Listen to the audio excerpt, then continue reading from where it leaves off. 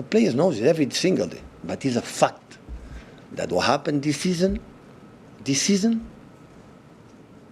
we have the history, never ever in history, in the humanity, never ever, we had the info in front of our eyes, watching more clear than now.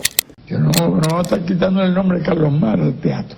Como mucho hicieron, quito este nombre, busco el otro, me lavo este pegote. Un tatuaje. Society, no, I want to change anything, but I tried, I will be there. All the time. It's for my kids, for my families, for you, for all of you, for your families as well.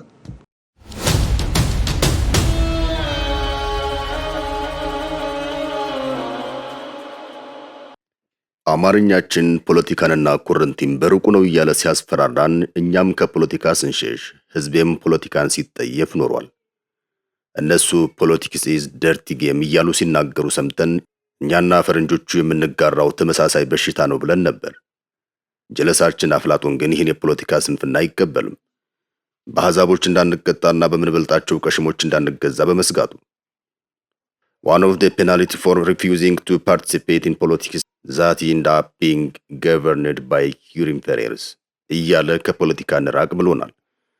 ቀሽም ስርዓትን ለመለወጥ መደድ የፖለቲካን ለመግራት በሩቅም በቅርብም ሆነው ለሚባዙን የፖለቲካ ተዋናያን እጅ እንነሳለን። የላይቤሪያው ጆርጅ ዮሐና የዩክሬኑ አንድሬ ሼቭቸንኮ ልክ እንደ ሮማሪዮና ፔድሮ ዛጎራስኪ በየሀገራቸው ፖለቲካ ሆነዋል።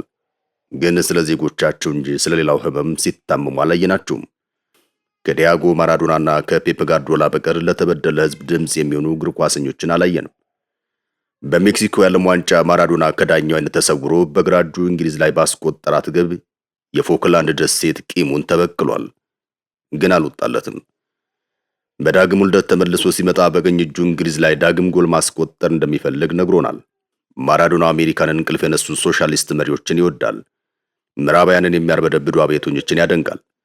ማራዶና ያመነበትን ለመናገር ፍርሃት አልባ የመሰለውን ለማውራት የማያመነታ ሽንደልቡ ነበር። የካስትሮ ወዳጅ የቸኩቬራ አድናቂም ነው። በቀኝ ክንዱ የተነቀሰለት ቸኩቬራን አብስቶ ይከየፍበታል። ምትሃት በሰራበት የግራ እግሩ ላይ የፊደል ካስትሮ ምስል ታትሞበታል። እርሱና ካስትሮ እንደ አባትና እንደ ልጅ ቅርበት ነበራቸው። ማራዶና ካስትሮ በሞተበት ቀን ኖቬምበር 25 ሕይወቱ አለፈች። ዕለተ ሞታቸው የመገጣጠሙ ምክንያት አጋጣሚ ተብሎ ይታለፍ ይሆን?